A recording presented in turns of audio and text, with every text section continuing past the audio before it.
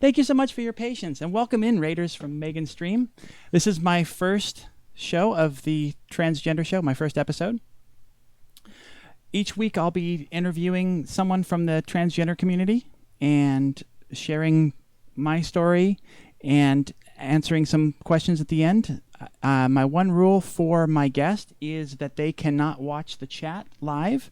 So if you have any questions for them, go ahead and put them in there, but Madison will not be able to see them. It'll just be me. And then at the end, if we've got some time, I'll think about doing a Q&A.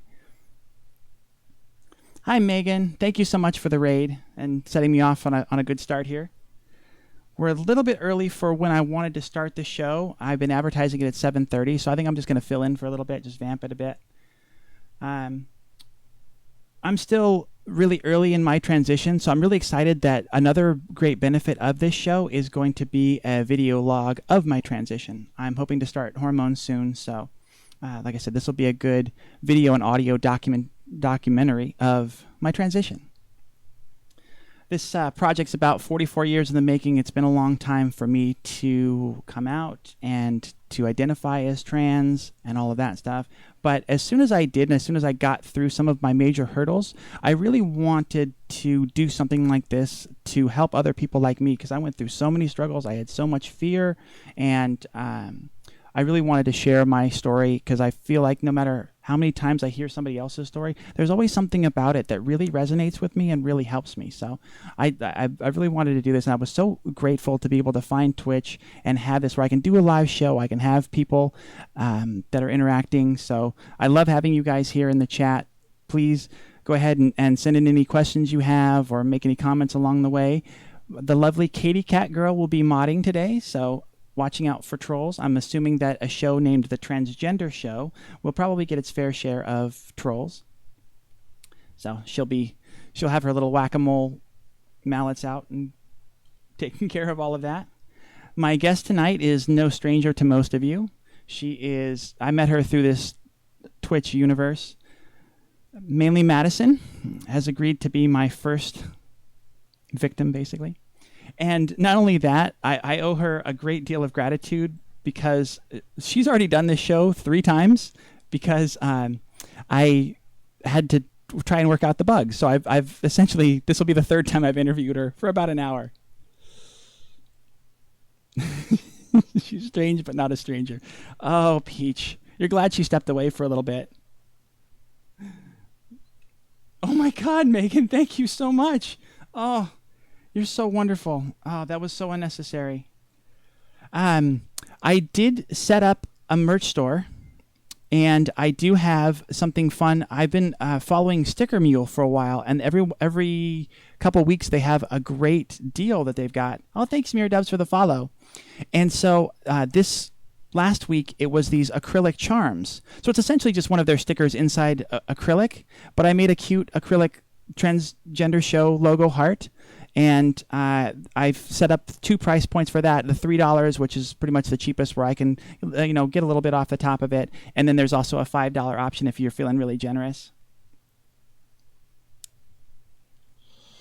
Oh, you're so wonderful, Megan. Thank you so much. I can't tell you how much I appreciate this. Still got a little bit of butterflies, but I'm sure we'll work it out once we get in and get Madison here. Once I get her on the hot seat, I'm sure I'll feel a lot better about it.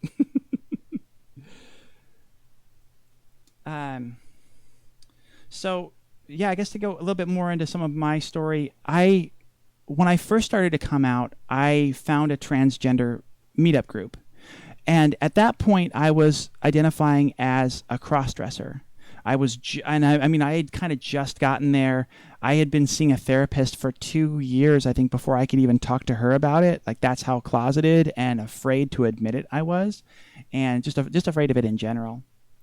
So I found this group, and it was great. And the thing is that I was absolutely freaking out when I went to go to the first meetup, because I was just afraid that I was going to be a fake, right? It was a transgender group, and here I am just a cross-dresser. So I thought, like, yeah, they're going to see me as just this total fake, and they're going to think that I don't belong here. So I was absolutely freaking out. But then when I actually went, of course, it was the full spectrum. It was people. I mean, there were a couple people that were presenting as male there, that they weren't even dressed up, all the way to someone who was starting hormones. And so it was great, and I felt welcomed. But actually, pretty quickly after being part of the group, maybe about a month or two, it got to be too much. Because, again, I was having a really hard time identifying and dealing with some of the stuff that was going on in my head and some of the changes. So I stepped away for a good few years, probably 4 years. And it wasn't until this year that I started to seek out, like through Instagram, other trans women. And then I found Megan and found this Twitch universe and the Transvengers. And that has really helped me a lot. Having that community again is, I'm sure you all know, because you're all here, how massive and important that is in dealing with your own internal struggles. So that's a little bit about me and kind of where I'm coming from and how I found my way here. Madison, are you back? I don't see her on her camera, so I got to keep going by myself. So let me go through the chat a little bit. I see you guys have already been saying stuff. Let's see what's going on. Finally, a break from modding. Yeah, Miradub. It's been so big for you so quickly, right? Trolls. Yeah, Megan. I think I'm gonna have a couple trolls. I think the title might be enticing a few. Little troll bait. But like I said, I think Katie's very quick on smacking them down. Can you get Mugens here? No, and tonight there aren't any points yet, but I'm sure I can go ahead and add points to y'all anyways, because like I said, there's nothing to do with them, and I'm not, what is it? I forget what you need to get a first affiliate. So there's no points in here. There's no subscriptions, but hopefully that'll come soon. This is again going to be a weekly show on Monday nights. I set it at 7:30, but it looks like Megan's stream might be ending a little bit earlier than that, so I might bump it down to 7 o'clock. So there's a better overlap, and she doesn't have to vamp so long on her own. Let's see. Let's add some points to everyone here. Do some math. Oh, and I got to learn my commands, of course. I always flip it and do the name after. Let's see. Everybody gets 10,000 points. We've got 14 users here, so I hope you enjoy those. Of course, you can't do a darn thing with them yet, but hopefully that'll come soon. And again, I cannot thank you guys enough for coming in and being part of this. I deleted the video because I didn't want to spoil it, and of course it wasn't very polished, so I didn't want to spoil some of what Madison had said in the previous interview. But both test interviews went great. This is going to be a great show. She's an awesome interview, and she's just out getting a smoke, so she's leaving me hanging here for a second. There she is. Welcome in, Madison. I'm not allowed to see chat, and this is the absolute worst thing in the world for a mod to not be able to see a chat. There she is. She's on camera. Welcome, MainlyMaddison. You can hear the thunderous applause in the background. Oh, there's the Hawaiian background. I was going to say, I knew I put that in somewhere. Where was I getting stars? But it was just, I forgot I had to do it in the individual things. So let me make sure I can still see the chat over here, so I can interact with everybody. Okay. Maddie is a little quiet. Yes, she is. And that, of course, is my fault. Go ahead and say hi to the group, Madison. Hi, friends. How is that? Welcome, welcome. That little peaky, it looked like it came a little high, a little hot.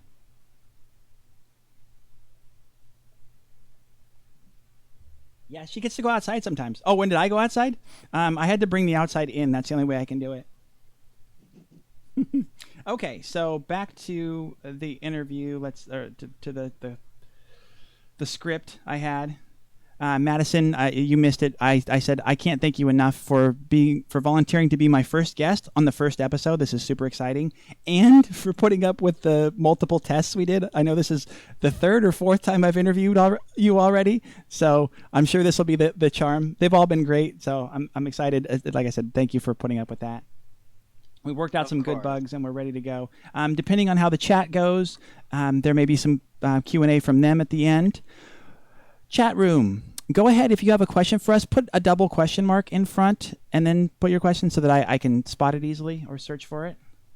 And make sure you do an @EmilyWoodGo. That way that highlights that message and she can see it better in chat. That's a good idea, too. And, of course, I beg you, please follow. Click the little heart there. That'll alert you for when we do go live again. I'm going to, again, do it a weekly show on Mondays. And I believe the time was going to shift down to 7 o'clock. I think that'll be better for everybody, especially you on the East Coast and further. Madison. So I mentioned how we cross paths. How and when did you get involved with the Transvengers? Ooh, okay.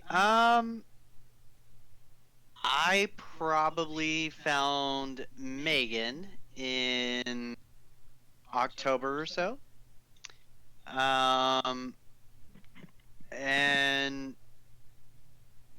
I didn't know who she was. I don't remember how I found her. I really don't. Just some rando on the internet. Yeah, like it was just, I got on Instagram to kind of document my 1 month. Every month I took a picture of my transition. And I don't know how I found her. I really don't. But I did. I found her. And she went live on Twitch in December of 2019. And I think I'm her first sub and first follower. I'm not real sure, but I think that's accurate. And so you've been a big supporter of hers from the beginning. That's amazing. Yeah, I have. And it was just because I identified with her story.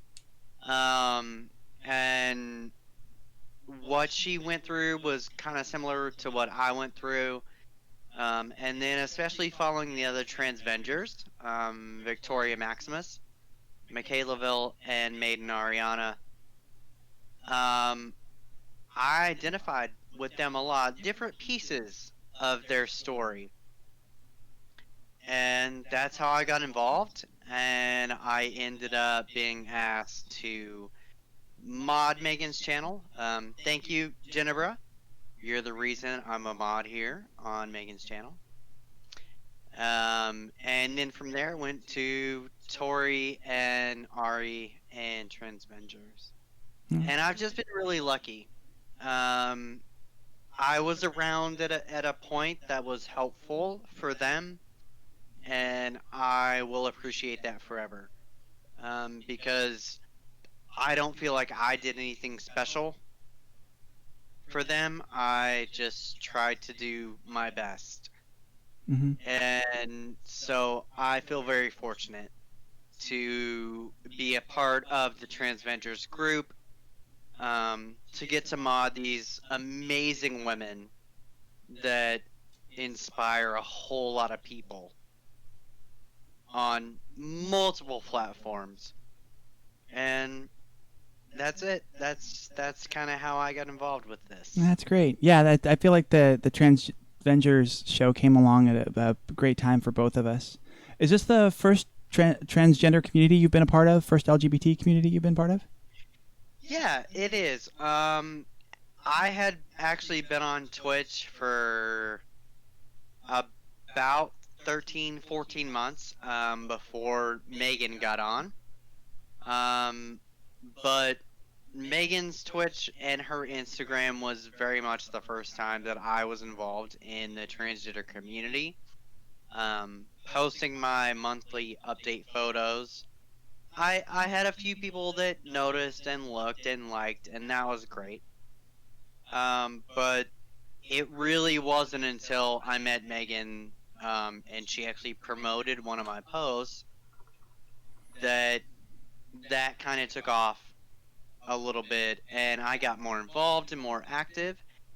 And I have definitely taken a step back from some of the social media, for sure, over the last several months. But that's because I'm very happy with where I am right now. That's awesome. Yeah, helping the people that I can help in the way that I know how to help. Mm-hmm. Well, that kind of covers my next question. So, what was your background like? Let's dig into your history a little bit. What was Where did you grow up? I grew up in Dallas, Texas. I went to church every single Sunday in the morning, and at night I went to church on Wednesday. And my parents went to church on Monday to do visitation. So it was a very, very conservative kind of background for me, for sure. How would you say your childhood was, just kind of generally? Was it troubled? Was it smooth? Was it nice? Were there? I'm leading into something else eventually, but just generally, how would you say your childhood was? In what way do you mean? Well, I feel like I didn't have any transgender revelations as a child. Like my childhood was kind of smooth and perfect. Again, pretty conservative, moderately religious, and it was just smooth and easy. And it wasn't until later that, now that I'm looking back, I see all of the little breadcrumbs that led to this that I didn't know, because I had such a different worldview on it. It wasn't even a possibility to be trans. So, I wasn't one of those kids that always felt like I was in the wrong body. At some point, things just started to feel kind of off, but I again had no language for it. So, just looking back, my childhood was kind of perfect and smooth, and it wasn't until I think I got in my teenage years that it started to get really kind of rocky. And so that's kind of where I was going with the question for you. Okay. Yeah, I get that. My family was extremely conservative. We very, very much were conservative. Obviously, as I said, we went to church a whole lot. We were in church more often than we weren't in church. And so me, I grew up with the idea, that alternative lifestyles were not okay. They were not acceptable. You didn't even kind of consider that sort of lifestyle, because it wasn't acceptable. Mm-hmm. It wasn't all right to feel that way. So you just didn't. Yeah. But for me, it was for sure. I remember the moment. In 6th grade, we were getting ready to go to middle school the next year, and so we had to pick electives that we wanted to do, right? And a whole lot of girls in my class were picking cheerleading. And on our lunch break, if you got finished with lunch, you could go outside and just play. And when that happened, they were going outside and they were working on their tumbling and their cheerleading and everything like that. And I remember that was 6th grade. I was 11 years old.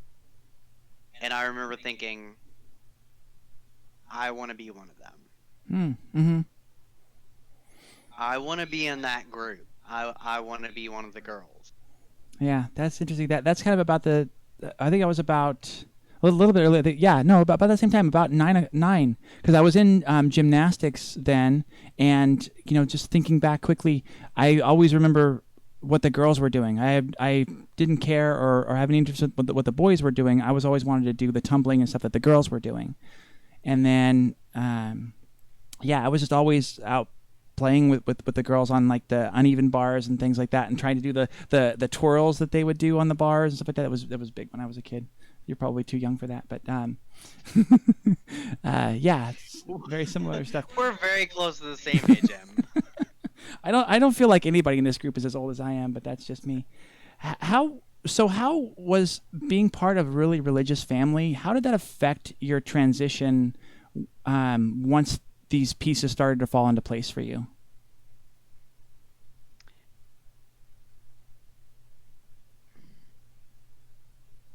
Should we skip that one? It took a very long time. It took an extremely long time because as kids we have foundation stones in our minds that you're supposed to live a certain way. You're supposed to do a certain thing. Mhm. And when you're growing up and this is how your parents tell you you're supposed to live and act and be, then those become a foundation stone. And so for a long time for me, um, fitting in to that was a foundation stone.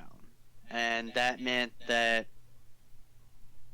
as a good Christian man, then I should be in love with Jesus, and I should be going to church every week, and I should find a wife, and we should start a family, and I should want to be the provider of the family. And there's a lot of things that go with the expectation of a conservative Christian household.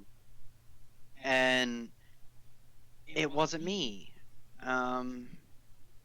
It just doesn't fit, right? Yeah, it wasn't my life. I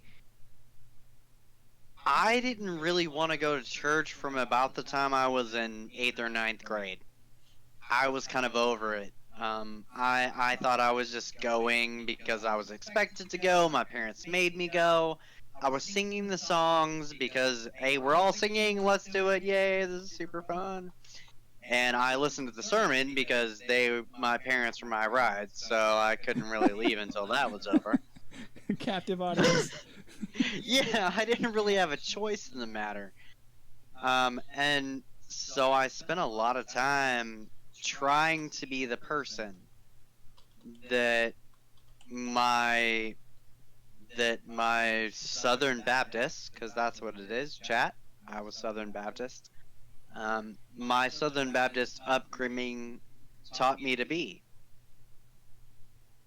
And it's tough. I actually went to seminary after I got out of high school and tried to become a pastor, and yeah, it's very ingrained in you.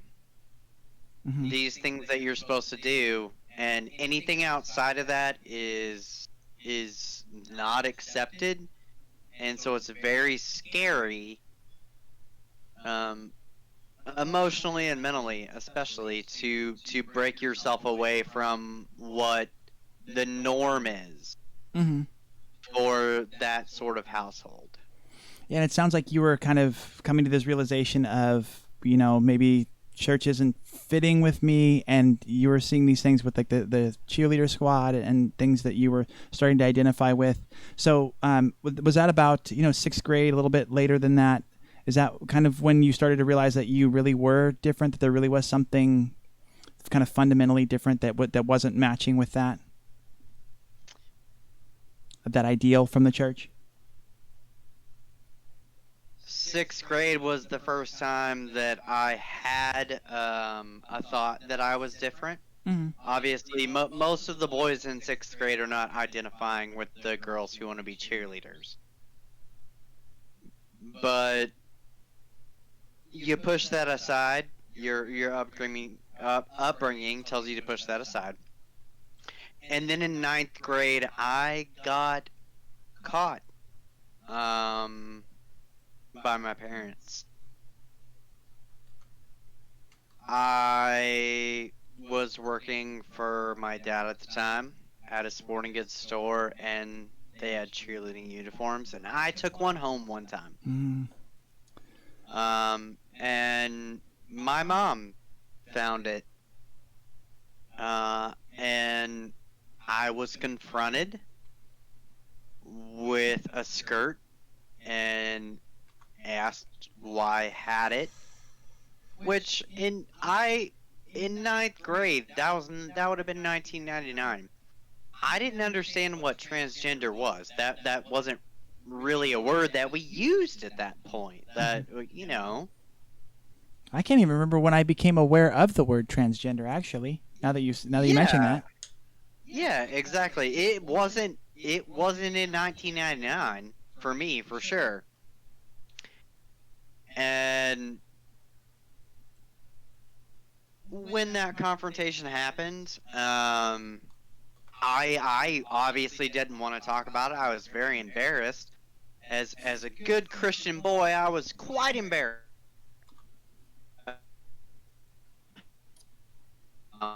Oh, we're getting some lag from you. Hold on a second. Let's let let's let it catch up here.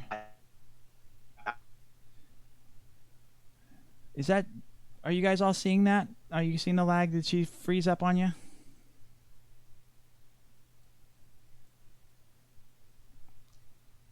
Asking for a friend, Peach. I'm going to have to slip that one in, but oh boy.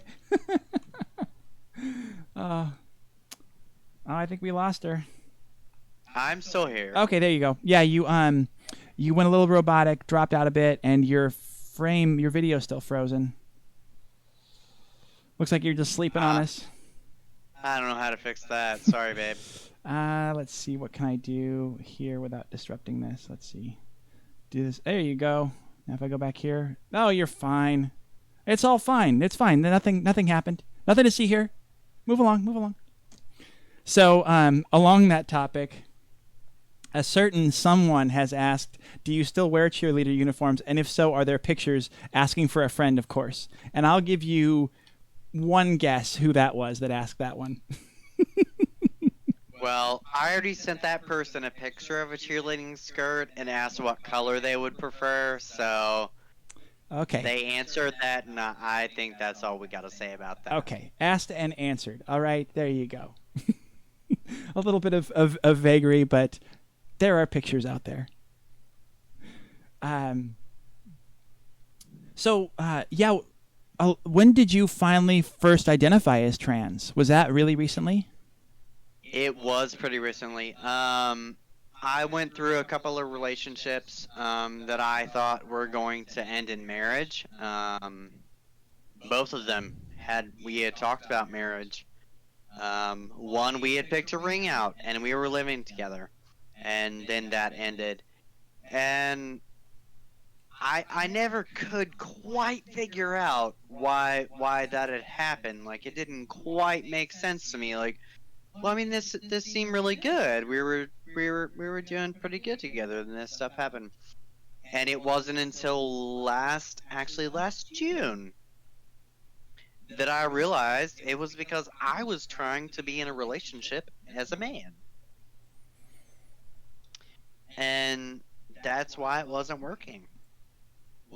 I wasn't a man in a relationship. I was a girl in a relationship. And I wasn't willing to be honest with the other person about that.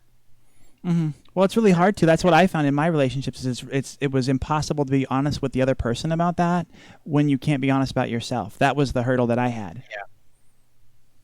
Yeah, because I wasn't ready to accept myself as trans until last year.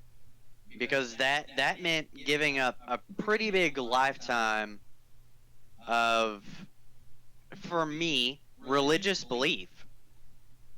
I had to give up a lot of my religion to accept who I was. Mm-hmm. And that's a really difficult thing to do when it's a foundation stone. That's very, very hard. Well, it's such a big part of your story, yeah. Yeah, and I know for a fact that's the same for Tori. My parents were nicer about it than hers were. My dad has been amazing since I came out. He calls me the correct name pretty much every time. He's still struggling with the pronouns, but that's okay. That's not a big deal. We're not even a full year in, so that's not a big deal. My mom refuses to use my correct name or pronouns, but she's the one who got physically violent with me when she found out I was trans. So I'm trying not to expect too much out of that one. Yeah, but that's hard. It could be a lot worse for me. Tori's parents don't even speak to her. Mm-hmm. They refuse to even talk to her. So it could be way, way worse for me, and it's not. And so I try to always appreciate the situation that that I'm in, even if it's not my favorite situation. Obviously, I would love my mom and dad to both just be like, "This is great. We love you. We're gonna call you the right name. We're gonna use your pronouns, and everything is gonna be fine. We just want you to be happy." But it's okay. It's not a big deal, and I think that's where a lot of trans people have to get, especially at the beginning of their journey, Mm-hmm. is accepting that things aren't going to happen in the time frame that we want them to. That's just not how this works. That's not how life works. Yeah. Yeah, and it's hard. Again, it kind of goes back to the same thing we were talking about the relationships. Is it's so hard to have these conversations, especially early, because we just don't have the language. Even if we do have the understanding that, yes, I'm transgender, it's still hard to say, like, I'm definitely transgender. I'm definitely going to go. We don't know where we're going to end up in the timeline, or not the timeline, but like where we're going with the transition, what our end goal is going to be. I've found that my end goal, I've set barriers or endpoints or whatever you want to call it, and at some point I get up to it and I kind of feel comfortable, and then all of a sudden something happens and I just take a leap over it, and I look back and go, wow, I was never going to go past that, and now here I am a mile beyond it. And so in the moment it's really hard to have those conversations. We've got another guest on the show. This is Lennon, right? This is Lennon. But I don't want to Named jump after John Lennon.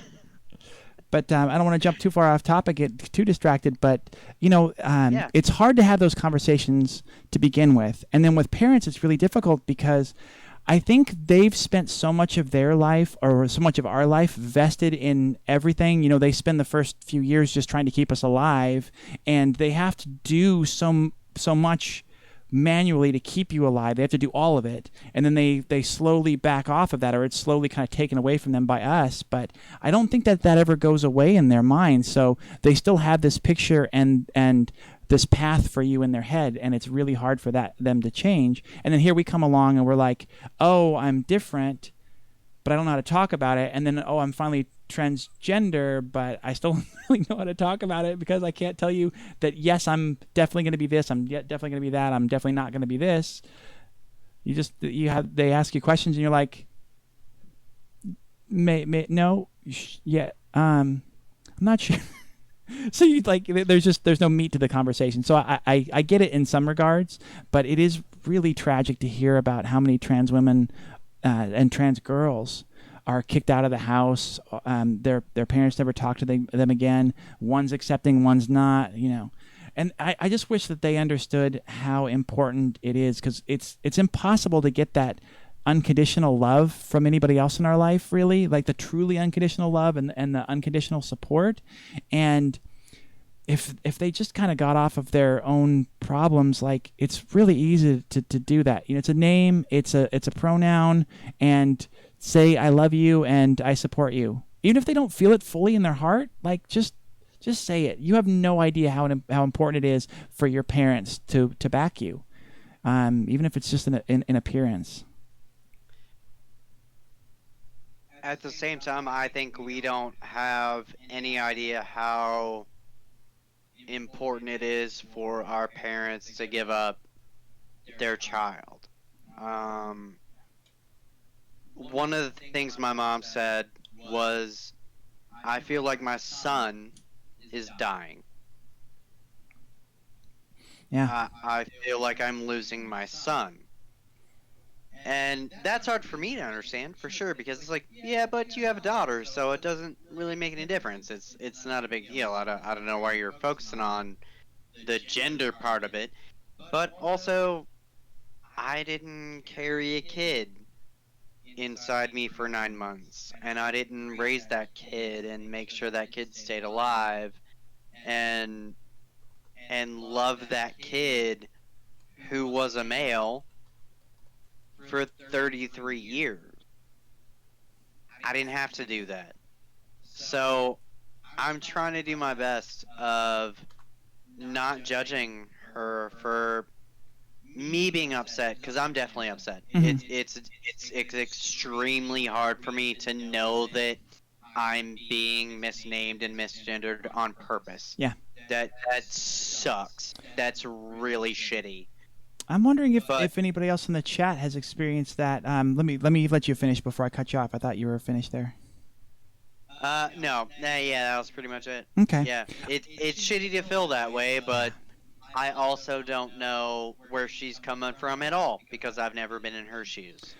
I came across something, I forget when it was, I think it was sometime last year, that idea of allowing or having or encouraging your parents to mourn the loss of the previous child, so that then they can that you fully get over that and then accept the new child. And I wonder if anybody in the chat has experienced that sort of situation. I would love to find an interviewee that has gone through that and has some kind of experience or success with that. Katie says that her mom's been pretty good about accepting it, and her dad refuses to talk to her, and intentionally dead names and misgenders.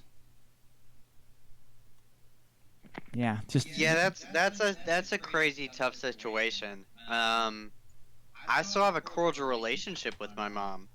Like we still see each other and we still talk and everything.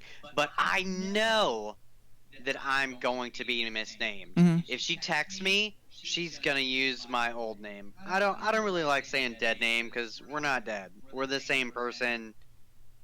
But she's gonna use my old name. She's gonna use my old gender, and there's definitely gonna be a point for me where I say I'm done. Mm-hmm.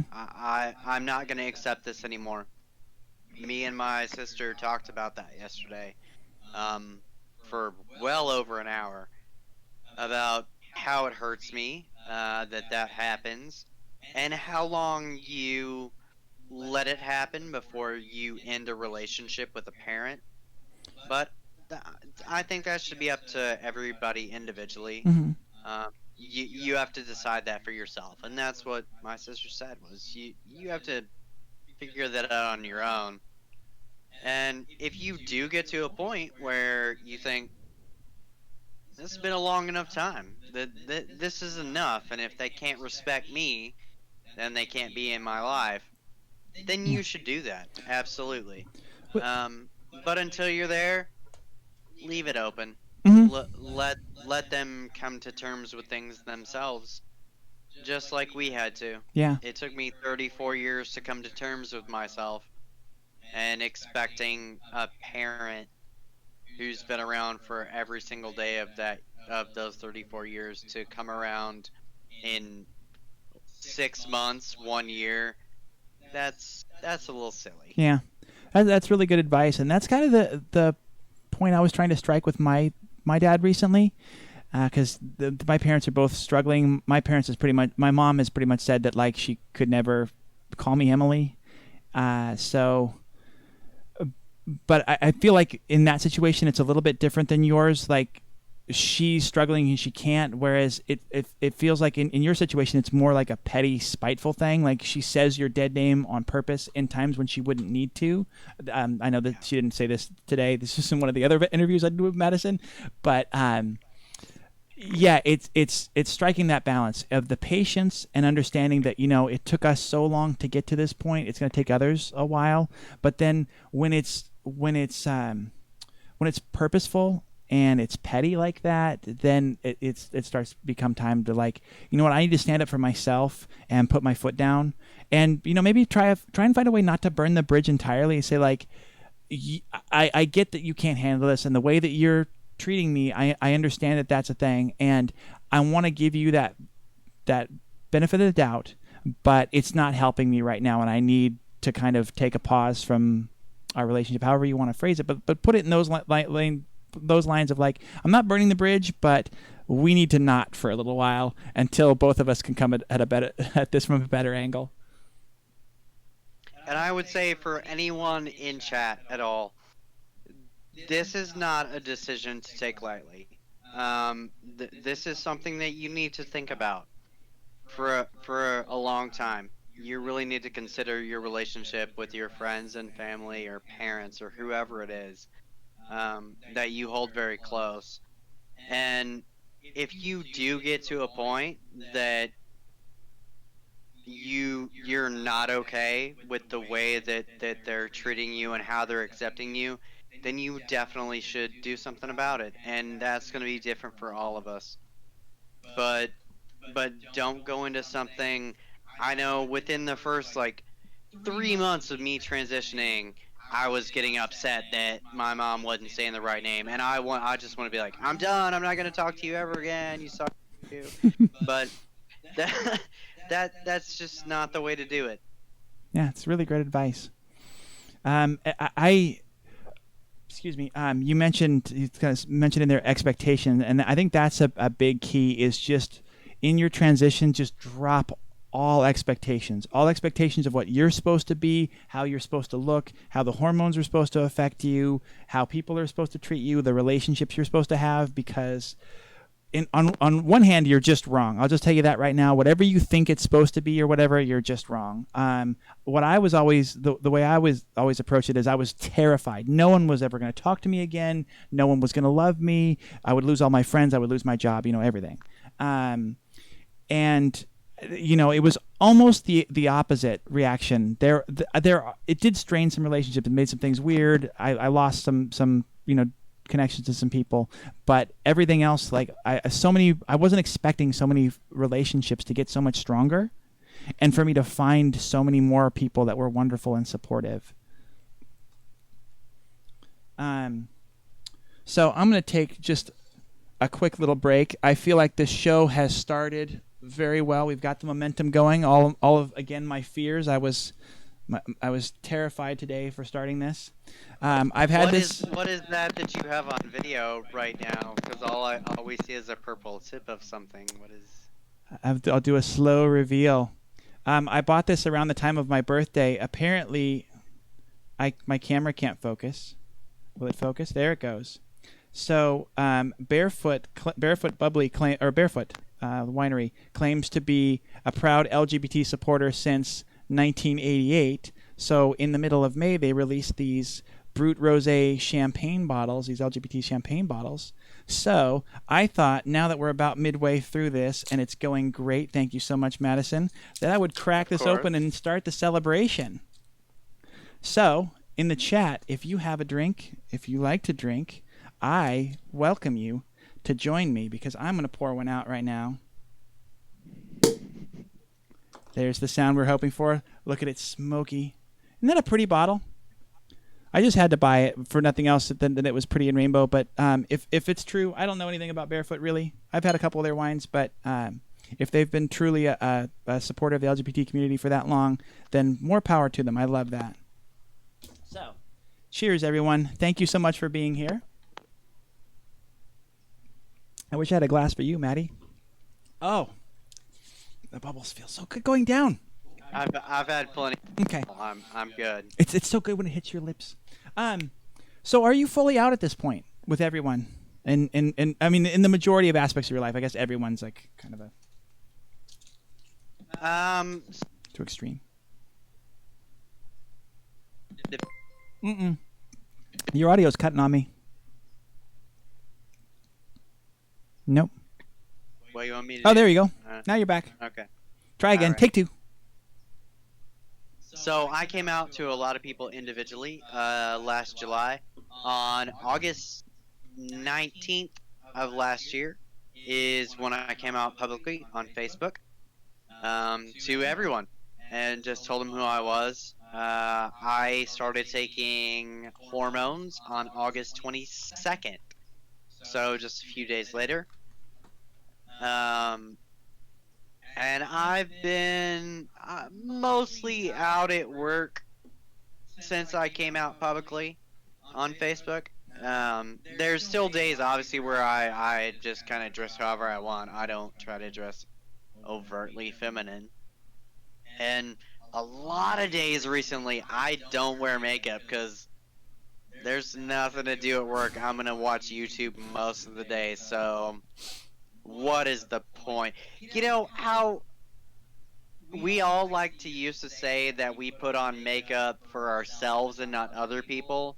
quarantine absolutely proved that that's a load of bullshit. Because none of us were putting on makeup every single day of quarantine. Like, I do this for myself. There's always a bit of show in it, right? And when you don't have anybody to show off to. What's the point there? I mean, come on. I know I'm pretty. I want everybody else to know. Well, Booyah Woman in the chat says, you are both two beautiful, strong women. I am honored to be here with you. So I have said it a couple times already. I am so honored that all of you are here. Whoever is here, I see a bunch of people in the chat. Some of my friends that are new to Twitch here, and all the old usuals. So cheers. I'm not allowed to look at chat, but thank you, everyone who's here. I don't think I see anything negative. Have we even had a ban yet, Katie? My friend Megan says she hasn't put makeup on in 3 months. You aren't alone. Close. I think I put makeup on 3 times in the last 4 months, so we're in the same boat, hon. That was kind of one of the motivations for streaming for me too. Was like, I saw Megan and Ari and the girls, and it's just like, oh, they're like putting effort in. I remember that used to feel good. Yeah. I used to feel like kind of proud of that, and like life mattered. So what are some of the significant events from when you came out? Like, I like to share how it wasn't as bad as I feared. But there are some consequences in relationships, but I wasn't prepared for how supported and you know, how bolstered I felt by others, and how much like people told me I was their hero, which of course I mean that sounds like a stupid humble brag to say that, but I was surprised to hear that, you know. So what were some of the significant events from when you came out that stand out in your mind? That's actually a really great question. There's one.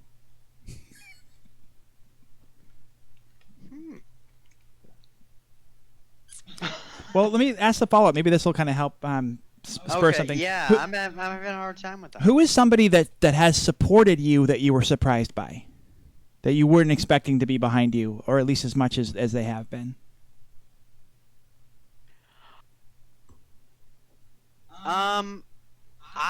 There wasn't a whole lot of people when I came out that I thought weren't gonna support me.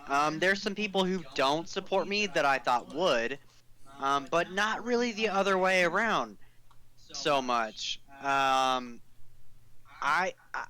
think all of us have that same sort of fear that no one is gonna support us.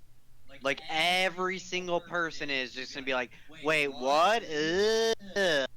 And almost, for me, anyways, I don't want to speak for anybody else's experience, but for me, most of the people were like, cool, that's awesome, I'm super happy for you. So there really wasn't anybody who I thought was gonna support me that didn't.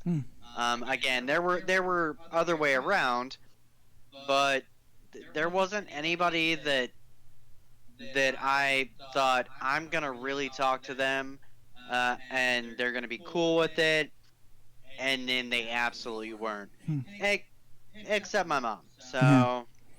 I was hoping you had a story like I had this. It was to the point of being a bizarre experience. The president of our company, who I didn't even, I mean, we'd cross paths like. I think he knew generally who I was. I wouldn't have put money on the fact that he knew my name, kind of a thing, you know. And he pulled me into his office one time, and he actually he got a little verklempt. He got a little watery, saying that again, he was just kind of impressed by my level of courage and was totally supportive. And to have someone that's the president of the company that's been president of multiple companies, and my company has like about 1,000 employees here and there. to have somebody that's got that kind of level of confidence and self-assurance and kind of seen the world and seen powerful people, for them to say that, you know, I'm inspired by you, that knocked me on my ass. Yeah. Um, So have you had what you asked me? Have you had people that you thought were going to be accepting that we're not?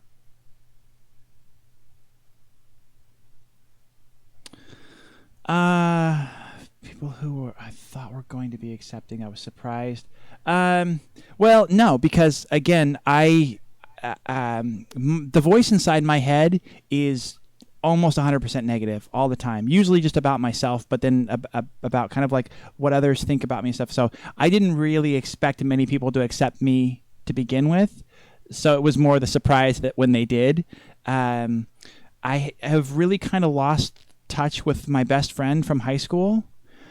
And I don't have any direct evidence of this. I think it might be a factor because, you know, in some just normal situations, it kind of strains it because people don't know how to approach it. So I think it's a factor, but I can't really say that it's a lack of acceptance. But, you know, like I said, I suspect, because we were great friends for a really long time. We talked very often, and it just kind of fell off in the last like 2 or 3 years. So it's a suspicion I have. I had an interesting story today. I was running late going on to Megan's stream because I was helping a friend move a stove. This lady was selling it to her out of a storage unit. So we meet up there, and she's got a friend that's coming to meet with her to help her move some stuff because it's in the back of the storage unit. She didn't have it prepared for us. She's talking to the friend, and she's on the phone, and she says, "Yeah, I'm here with 2 individuals." Because it was me and a cis female friend of mine, and we were just laughing hysterically about that afterwards. Just the long pause, and then the individuals. That was good times. Hey, Grace, welcome in. I'm glad you're here, Grace. I'm not allowed to look at chat still, so... Nope, banned. Blocked. I am woefully overdue for thanking Brianna. Brianna also tipped massively, so thank you so much. I'm going to try and do... Thanks, Bree. Follow... That's amazing. I'm going to try and follow Megan's lead and use that money to invest back into the show. Side note, I've already got a month's worth of guests booked, so this is going to be great. This show is gonna take off. If you like this, stay tuned because I've got some other great guests booked, and I'm just so glad to have Madison as my first guest ever. It's not gonna get better than me, Chad. So, timeline. Where would you say you are in your journey right now? How far along? In what way do you mean? Well, it's funny because it's another one of those questions that I don't even know how I'd answer it, because I'd say I'm about 5 years in, but only a couple years into calling myself trans, and I'm about ready to start hormones. So in some ways, like I've been dressing full time for a long time. I've been out in a lot of ways for a long time, but then in other ways, I'm still kind of a noob and a baby at it.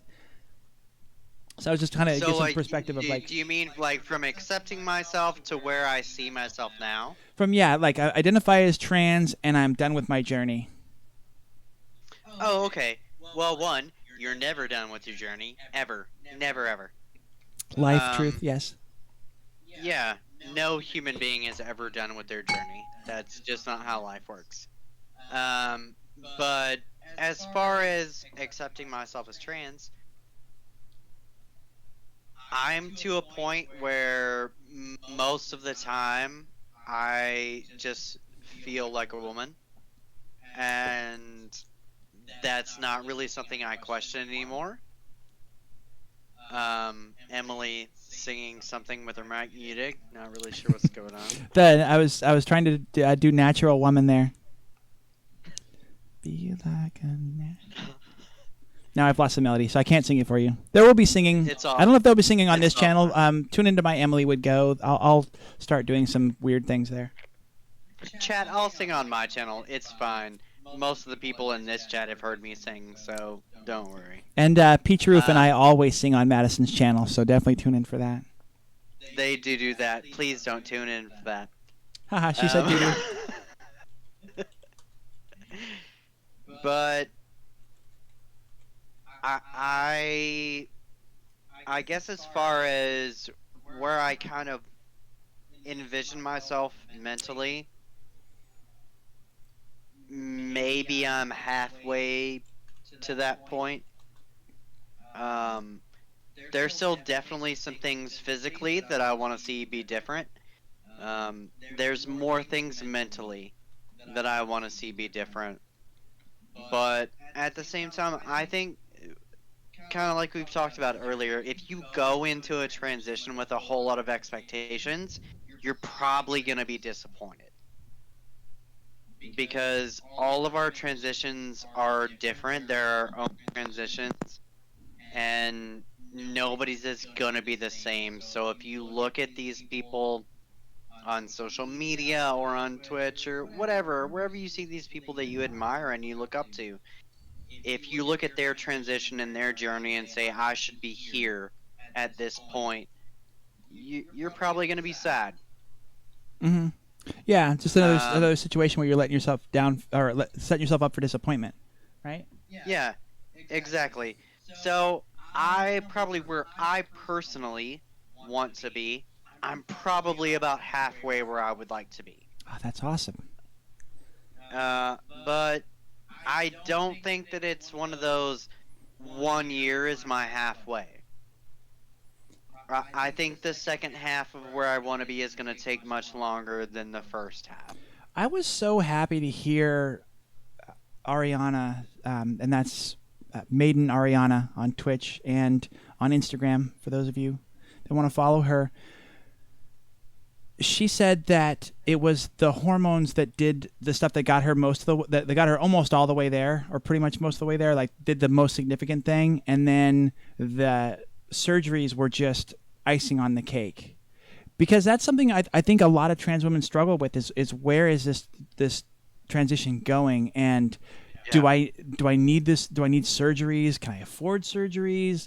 All that kind of stuff. And so I think that brings on, at least for me, I'll just speak for myself here. It brings on a lot of anxiety of like trying to figure that out. When am I supposed to figure that out? When am I supposed to know that? And when do I need that to make that decision? Because, all this kind of stuff. Like for me, I'm super impatient about getting real boobs. I mean, these are just like falsies that I wear, and I'm sick of the fakes.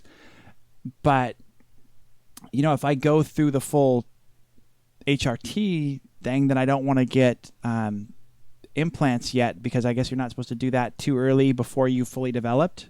And so, you get to a point in your transition where there are some questions that you really start to need to answer, and it kind of starts to freak you out. And so, like I said, it really helped me to hear Ari say that it was the hormones that did everything for her that she was hoping for, and then deciding to do the surgeries was just sort of an icing on the cake and completed the package that was what she wanted. And we know plenty of women in the Transvengers itself that aren't going to do the GCS, and they're fine with it, and it's great. So it's a matter of finding that balance, finding what it is you want to do, and going for that. But and trying not to stress it out. That's one thing though that I definitely want to stress to anyone who is watching. And Megan said this on the last Transvenger stream, is if you start a transition with your goal being that you want to pass as female, you're going to fail. That is not the goal of transitioning. That is not what you should look for. I have a hard time with that, a lot. Really hard time with that. Exceptionally hard time with that, because we all want to pass. We all want to just go out in the world and be accepted as women, and everybody just sees us as a woman. that might not happen, and that's okay. It's about loving who you are and loving the life that you're living. And one thing that even Ari has said is surgeries are not is that's not what's going to make you happy. If you're not happy before a surgery, you're not going to be happy after it. Mm-hmm. So figure out how to be happy inside yourself, and that may take a lot longer than any kind of physical transformation that you're going to make, whether it's through hormones or surgeries or whatever, however you're going to make that transformation. The transformation in yourself and in your heart and mind is what's going to be the most important part of anyone's transition. Mm-hmm. So I'll ask these next two questions in tandem because, again, they're kind of related, and you've touched on this sort of here. What are you most looking forward to about transitioning now that passing is essentially off the table, as you said? And what are you most trying to work on about yourself in your transition? There for sure. I still struggle with my looks a lot. There are still things that I get very dysphoric about. So there are still things that I think I could change to pass. So that's kind of a difficult question for me to answer. Assuming I can't pass. Yeah, I'm not real sure how to answer that question. Okay. What was your second question? What are you most trying to work on about yourself, like your mental state or your mental perspective, things you're trying to kind of like Yeah, give yourself a pass on, basically? got you. Being totally honest, it's my sexuality. Uh, it wasn't something that was ever in question for me before I started hormones, and it's something that is definitely a question for me since I've progressed through hormones. Interesting. I've told myself that sexuality, my sexual preference, isn't a hindrance to starting HRT. Like, I tell myself I'm not afraid of my sexual preference changing. We'll see what that actually, how that actually plays out. How have you found that? I don't think I was afraid of it before I started hormones, but I didn't think it would change. Like 100%, I did not think it was going to change. I have a single gay friend, and before I started hormones, he was like, "Pretty confident you're gonna be gay by the end of this," and I was like, "You can shut your mouth. You can shut up right now." And as I progressed through hormones, it's like he might have been right a little bit, a little bitty bit. But I have definitely found, because especially coming from a religious background, there's always that thought in the back of your mind that sexuality is a choice. That you do decide who you are attracted to, and that's a very hard thing to let go of, especially as a religious foundation stone. And once I started HRT and I just started having feelings about things, it was like, oh wow, no, I didn't wake up this morning going, really feeling that way. Really feeling that way a whole lot. It just happened. It was just a thing that happened. Yeah, I think that's another thing that bolsters our argument that, like, you really can't expect anything out of your transition. You just have to let it be what it is. You can't. And you have to accept everything about yourself and your body and what happens as it happens, and cut yourself so much slack. I think at the end of this, once we're done, like, I think we're going to be such evolved people because we have to just get to that point of, like, life is what it is, and okay, we accept it. Now what? Like, especially sexuality wise, I would have pushed against how I feel right now, like, extremely hard in my past life. Like, I would have absolutely just been like, no way, no chance, that's not a thing. I'm never gonna feel that way. I don't want to feel that way at all. This sucks. Like, blah. And now it's just like, I don't care. Like, I love a certain person, and whatever that means in a sexuality type of way, I don't care. Like, I love them, and I've kind of found that's really all that matters, is how I connect to another person. And if I connect to them in a way that it is good for me and makes my life better, then that's the most important part of it. So, Mhm. you know, sexuality be damned. Yeah. It's just part of the package, and I think I think I'll let it go. What were some of your biggest breakthroughs in self-acceptance and understanding who you are as a trans woman along your journey? Like, let me prompt you a little bit here. We talked about on one of the testers about how when I was finally able to tell a woman at a store or a clerk that I was shopping for myself for women's clothes, like that seemed like a quantum leap for me, and then life just became so much easier.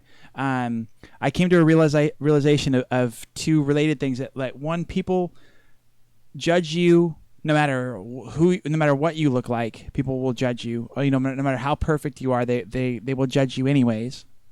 And along those same lines, they ignore you. So, like, avoid eye contact. Because when I started dressing and going out, I felt like people wouldn't make eye contact with me, and I was trying to be like, I'm out and I'm open and I'm cool with this, and fake it till you make it, sort of. And so I was trying to make eye contact with people and smile and be like, oh, this is all great. And I felt like people wouldn't make eye contact with me, wouldn't look at me. And then I would kind of, yep, Katie, just random Katie walking by. And I'm the one with nature in the background, and I don't have any animals. Toby. That's Toby? That's Toby. And then, anyways, that was back in the time where I still had guys' clothes, and when I didn't feel like wearing makeup or shaving in the morning or was doing something, then I felt like I had to go out dressed as a guy. And then I was like, oh, I should pay attention to this, and I tried to make the same level of eye contact. People don't look at you; they don't fucking care. They don't make eye contact with you regardless. And when you're just living your quote unquote normal life before you're transitioning, before you're hyper aware of it, you don't realize that, and then you become hyper aware, and you're like, oh my god, nobody's looking at me. Like I feel like a social pariah. And then, like, if you try and go the other way, it's just like, oh no, nobody looks at you. Everybody judges you for everything. It's just be who you're gonna be, and that's the best thing. So that was I just stole that from you. But what were those moments for you, those aha moments, those realizations of self-acceptance, or something that you did that kind of triggered that self-acceptance, and that, like, okay, I can breathe now. I'm moving on to another level. Yeah. There's two for sure I can think of, like, right off the bat. The first was going to get women's clothes for the first time. I knew I had lost a ton of weight since I had come out. I had to go get new jeans. Like, I didn't have a choice, had to go get new jeans. It was kind of the beginning of December, probably about the time I started following Megan. Which I'm sure probably comes into me having confidence for things. But I went to Old Navy during the day on my lunch break and immediately just walked to the women's section, bought a couple of pair of jeans, and I went to the fitting room, made sure they fit. The first couple of pairs didn't. Went back, got another couple of pair of jeans. Wow. Like, didn't give a poop. There was multiple women around me, like, not looking at me because they didn't give a shit. They're not looking at me. They're buying their own damn jeans. They don't care. And so once I got the sizes, and I think I went from getting the jeans to going to the fitting room like 3 times. and trying them on, and then going to the register by myself, paying for them. And I remember I was terrified when I went to pay it for them. Like, it was a guy that was checking me out, and I was like, oh, he's gonna be like, why are you buying women's jeans? Please don't Like, be the he's guy. gonna- Please don't be the guy. Please. he's- It's the guy. It's the guy. He's gonna ask me the question specifically, like he's gonna be the one person in my entire life at a register who's been like, why are you buying these clothes? That's never happened. That's never happened to any of us. Nobody's ever gone to a register buying either their preferred gender or their expected gender clothes, and the person at the register is like, why are you buying these gender of clothes? That's never happened. And yet, 3 years in, I was still afraid of that. Like, you know. We're terrified of it. Like, we're so scared. I love The first time, for sure, Yeah. I was terrified. Oh my God! But you were light years ahead of me. It took me almost 10 years to get to that point. I remember back in the day. So it was like early in college. It was when I first got into college and had my own job and was living by myself. And I was hours away from my parents' house. It was completely my town. I knew nobody there, so it was like totally fine for me to do it. And I would go into Mervyn's. That was my store. And a typical department store, there's the linoleum floor, that's the aisleways, and then you have the carpeted areas where the racks are. And it took me probably a couple years to go onto the carpet and feel comfortable on there. I would do these like quick flybys and was praying to God that something that I liked, that something was cute, was on that aisle edge where I could just kind of grab and go. And then I would head over to the guys section and I would buy like 7 things to be like, oh no, these are my, including underwear. Like, 'cause at this point I was just buying women's underwear, and I would try and do whatever I could to disguise it, and then but it was years, and it still had that fear of like, oh, they're gonna judge me or they're gonna say something or whatever, and nobody ever freaking does. It was just hilarious to look back on how Nobody afraid cares. I was to go onto the cares. carpet. Yeah, no one cares. They're not watching you in any way. So that was the first time that I ever like put myself out there and was like, okay, I'm gonna go do this on my own. When was the first time? Have you ever told anybody that you were shopping for yourself in the women's section? No. When you were kind of presenting mail? No. That was something that I did. never that was had anybody ask me. Well, that's not true. Well, you're lying on my show. I've got 2 rules. You can't watch the chat and you can't lie to me. All right? Way before I ever came out, way before I even knew that I was trans, I knew that I liked women's clothing. And so I had ordered something online, didn't fit. I knew that I could go to the store and exchange the size. So it took like 3 weeks for me to be like, oh, I'll go to the store. And I'll just tell them it's for my girlfriend. This will be fine. Just be like, my girlfriend or the wrong size. It's not like they were going to ask. Like they were going to give a shit at all. They're just trying to get you the hell out of there, right? Yeah, they wouldn't have if I hadn't brought it up. And so gave back the clothes that I ordered that didn't fit.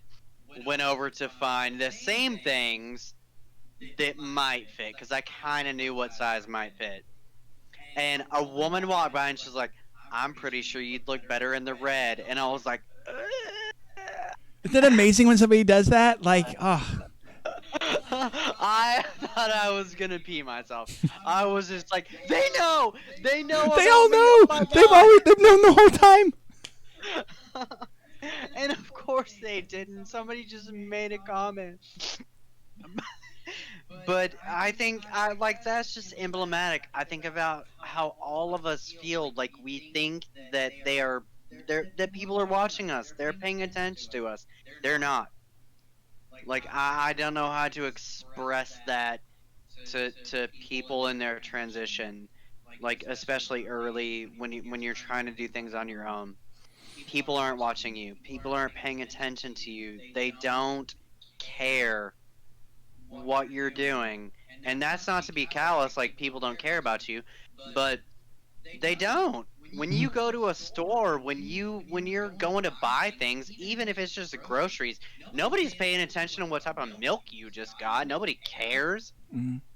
Nobody's paying attention to the clothes you Oh my just God, picked she's up. a vitamin D girl. Oh my God, the whole milk. Yeah, be like, Whole oh milk? shit, they got 2%. Girl. Whoa, 2%. Okay.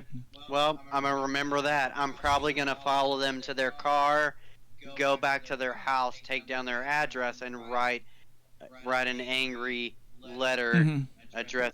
They're not. No one cares. No one cares what you're doing. And I think if all of us just kind of accepted that earlier in our transitions, that we would get a lot more accomplished. Yeah, I can't. Looking back on that, I can't believe how much time I wasted being afraid of things. You know, like I said, it was literally. I'm not exaggerating. I could not go on the carpet. I was terrified of going onto the carpet to go in and shop. And then when I finally did have some bras and stuff like that, I first started like Victoria's Secret, like add 2 cup sizes bras so that I would have the boobs long before I had the breast forms, and I would put them on, and this was at night, and I'd be driving in my car, and I'd be terrified that the person in the car next to me could tell I was wearing a bra and it was padded. A person in a car at night. I mean, some of it was just, how stupid does that sound? It doesn't. It doesn't sound stupid in any way. I was wearing like enormous, like way too big sweaters this last winter because I didn't want a bra strap to show on my back. Been there. Like I had horizontal stripes, ladies. Okay, do you know how bad that makes your body look? Horizontal stripes. Don't do it. Just don't wear those kind of stripes. Okay, please, chat. Don't. But I was wearing those so that it would distract from any sort of bra strap. And now it's like they weren't paying attention. They weren't looking at a bra strap in any way. They didn't care. No. How many people have you been, even if you're standing in line behind them at a grocery store, super close, closer than before quarantine close? Did you ever look at their bra strap? No, you didn't. You didn't pay attention to it. I did because You I was might jealous. have- Oh, I- that's a pretty I- bra. I didn't do that, chat. So Emily's doing her own thing. I didn't do that, chat. I didn't pay attention to bra straps. Mostly, I think people are probably not going to pay attention to it. Let's get to some of the questions that will some more questions that will help other younger trans people or closeted trans people. What do you most wish people understood about being trans? It's not a choice. I absolutely wish people realized more that it was not a choice.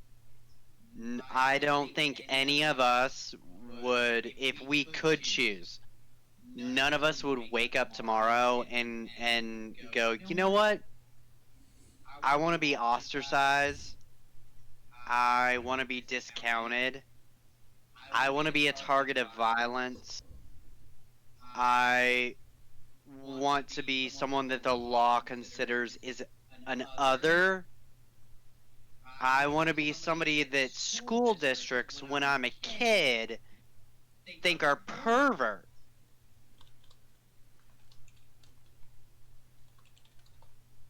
Oh, did we lose your audio again? I think so. Oh, there you go. I didn't. Okay. I didn't lose audio. You're good. I don't think. I don't think any of us would choose this. But I think that's what we have to all accept is that we didn't. We didn't choose this. This is who we are. This is how we are. This is how we feel. And there's nothing wrong with that. Mm-hmm. We're all valid. We're all worthy. We all deserve to have a happy life. No, we didn't choose this. but this is who we are, and we're okay.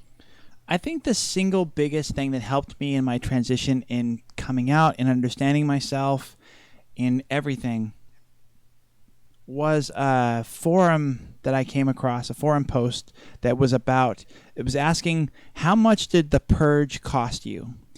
And the point of this post was, there were these people, and most of them were fathers, were family men, who had an entire wonderful life. They had a good job. They had the family with the great wife and the kids and everything, and they were identified as, at that point, as cross-dressers. And they oh, my mic is really hot. Sorry. Hopefully I'm not peeking out on you too much. Just seeing that now. The question was based around, you've decided that you can't do this. You'll lose your life. Your wife's going to divorce you, and every aspect of your life will fall apart. So you've made this decision to throw away all the clothes, donate them away, get rid of everything, and stop this, and just be quote unquote normal, because you have too much to lose.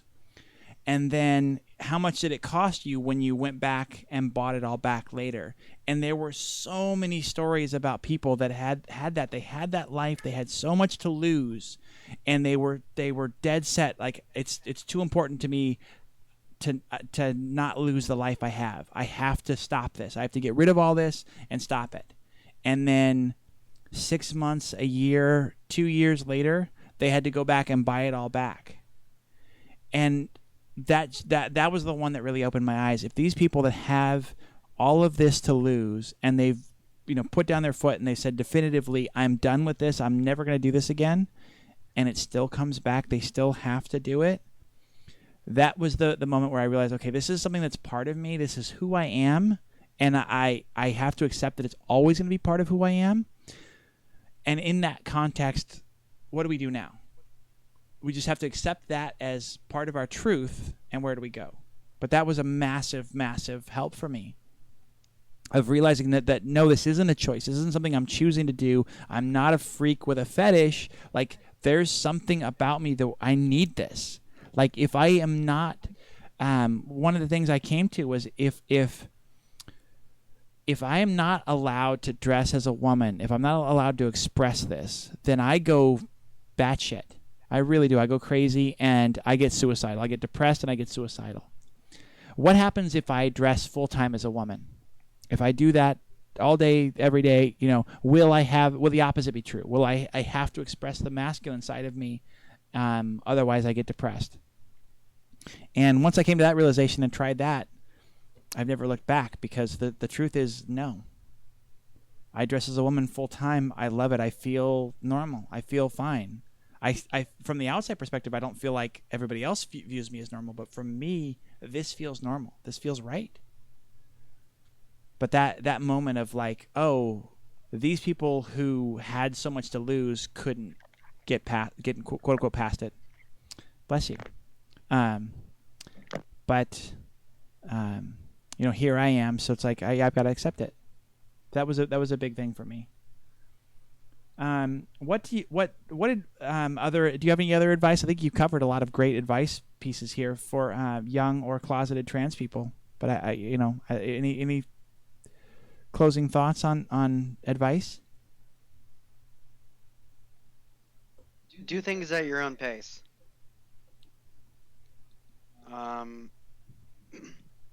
That's probably the best advice I could give any person who is thinking about transitioning or who has started transitioning. Do it at your own pace. We're going through something that no one else has experienced in the way that we're going to experience it. Because no one else has the same story that we have. All of our stories are our own. So don't compare yourself to other people. Don't worry about where they were in a transition at a certain point. Don't worry about how they looked at a transition, or how they looked during a transition, or how they looked after a transition. Don't worry about other people. if you find inspiration in their story, then take that and internalize that and appreciate that for what they could give you. But do things in your own time. Um, just like you've done the rest of your life.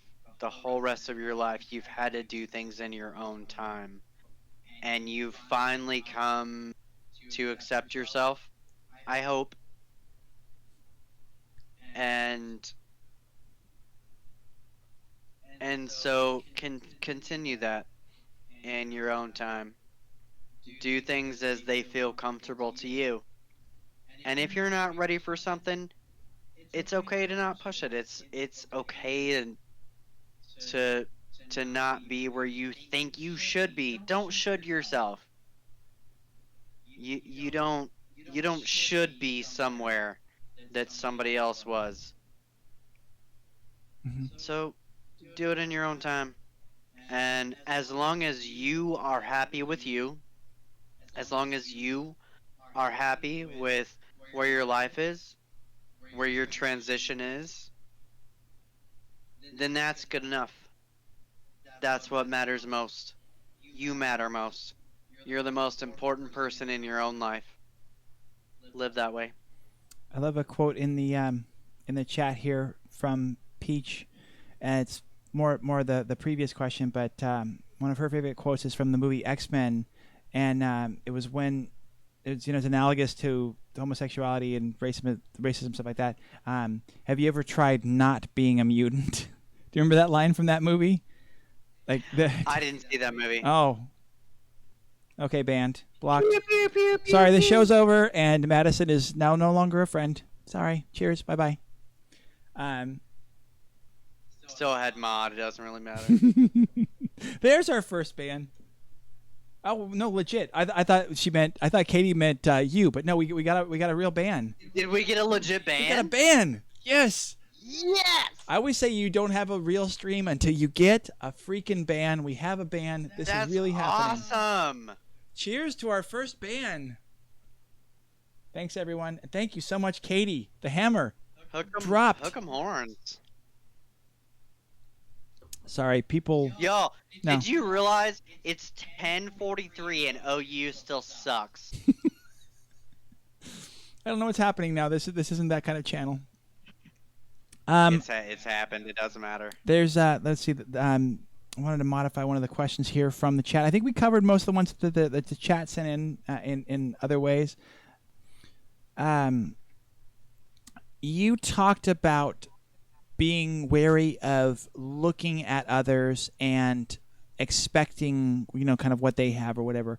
But who's someone that you look up to and still kind of follow, and who are your current inspirations in the community? That starts with Megan. That starts with Megan down for sure. Sorry, yeah, I haven't mentioned her name. I think most of the people here know her, but we're talking about on Twitch, Megan Bound Gaming, a pillar in the transgender community and one of the major founding members of the Transvengers at Megan Bound Gaming, both on Twitch and Instagram. A good follow. But I would not be in my transition where I am without her. I really would not, because even though I don't remember how I found her, I identify with her story. And that's one thing that I think that you should look for. If you're trying to find an inspiration on social media, look for somebody whose story you identify with. That's what's important.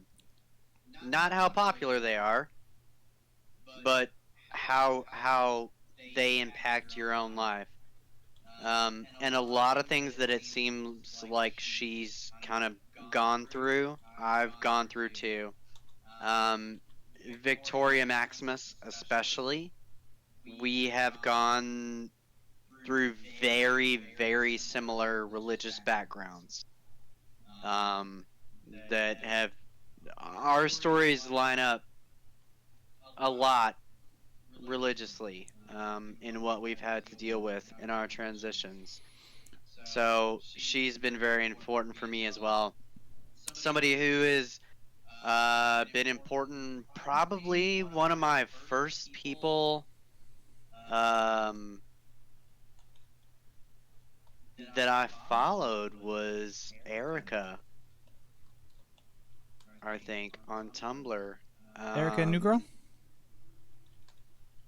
Erica Forever After. Oh, I don't know that. I don't know her. Yeah, that I followed. I'm gonna grab my phone here real quick, chat, and make sure that I'm talking about the right person. I'm not looking down at my phone, so y'all talk amongst yourself. Do whatever you want to do.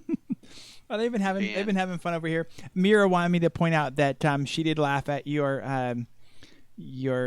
football joke. Was it football? I know it was college related, but Oh, I was so close. I was so close, chat. It's authentic Erica. Authentic Erica. That sounds nothing like what you said, but sure. Yeah, you were very close. There is also an Erica Forever After who's amazing, so you should follow her too. But authentic Erica. I actually was the first person I ever followed on Tumblr when I very first came out. Within a couple of weeks of coming out, I got on Tumblr to find people that I could relate to, and authentic Erica was one of them. And I followed her on Tumblr. I moved with her to Instagram, and she's been very inspirational for me. Somebody at the very, very, very beginning.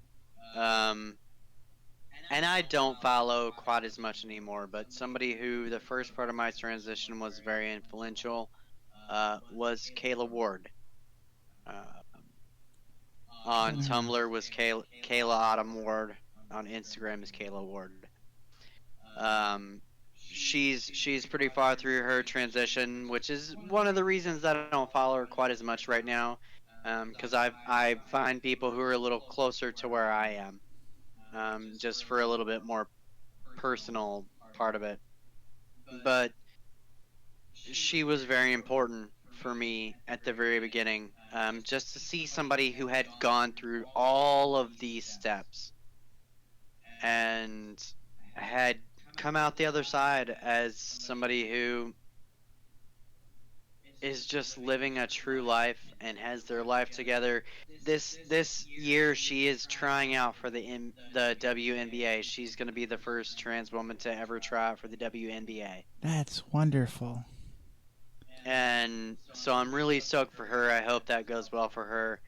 But yeah, those are the people. Obviously through Megan and then Tori, I found Ari and I found Mika. But yeah, I would say for my transition, Megan Bound has been the most important person in my life. That's wonderful. Yeah, she's who got me into this and inspired me in a lot of ways. Showed me. She has videos about how to stream on Twitch, which is pretty much how I've done all of this. So I owe her a great debt. I got to tell you, I know I've banned you from watching and following any of this, but in quick little checks here and there, I think we've averaged high teens, low 20s the whole time we've been here. Just a minute ago, we were up at 21 and down to 17 right now. But as some people in the chat were saying, a phenomenal start to a show, a phenomenal first episode. I haven't found anything like this in my personal channel yet. I haven't done any scheduling or a lot of promotion or found any kind of regularity, but I'm gonna put this on you, Madison. I'm gonna say that a lot of people know you and love you and wanted to come and watch what you had to say. And again, I can't thank you enough for being here and being willing to be my first guest on the show. No matter what happens with the show, no matter where it goes, you will always be my first guest. You'll always be the one who started this off, and I can't thank you enough for that. Absolutely, I'm very honored to be your first. Try really hard not to get emotional.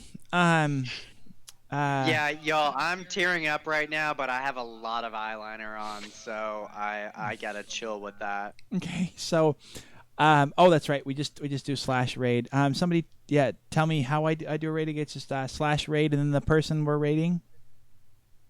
Who are we rating? I got the recommendation that Erica New Girl is still on. Let's go raid chat. Let's do it. Another wonderful person. So, for those of you of my friends, if you're still on that are new to Twitch, a raid means that we basically dump all of our followers onto somebody else, and hopefully people will find someone new, find something new to follow, or just at least say hi. And we're gonna do that now. Thank you all so Megan much. Bound Gaming did that for us at the start of the stream. Megan Bound was the one that kicked us off, and I think we started with at least 15 to begin with, which is super solid.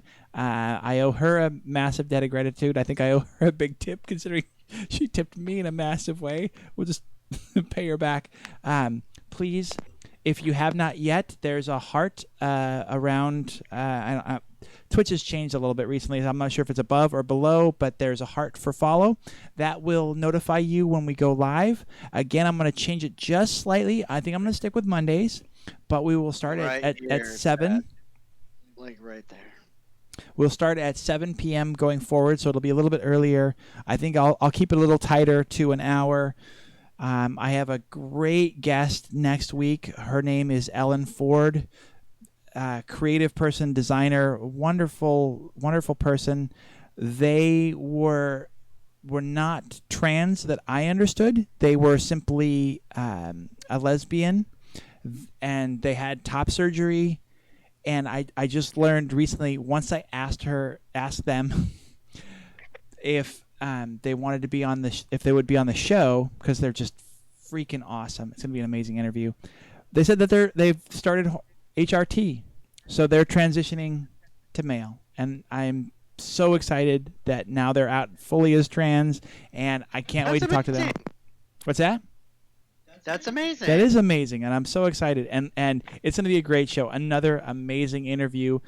Again, Ellen Ford. I don't know if that's the name that they're going to stick with, but for now that is. So stay tuned. I will post things about that, and I will be forever grateful for every single one of you that have been here. Let me give you some more points. I don't even have points right now, chat, because I'm not allowed to be in chat.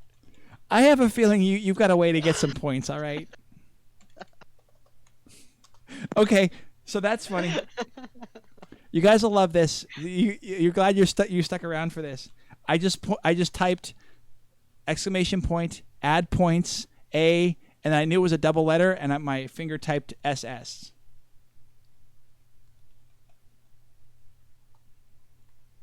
So 30,000 points for all of you that get that horrible joke. And let's go ahead and raid over to Erica New Girl. Thank you all for watching. Thank you for your questions. And tune in next Monday to watch my good friend Ellen Ford. We'll start this. Go vote. Go protest. Black Lives Matter. I missed a protest today. I feel like a butt. I was too nervous about this show and getting ready for it. Go out there and vote, chat. Is that going to work? All right. We've got several viewers ready to raid Erica New Girl. At least just stop by, hang out, and say hi to her. Bye. Hook 'em. Love you guys. Thank you. Now bye. I actually have to click the button.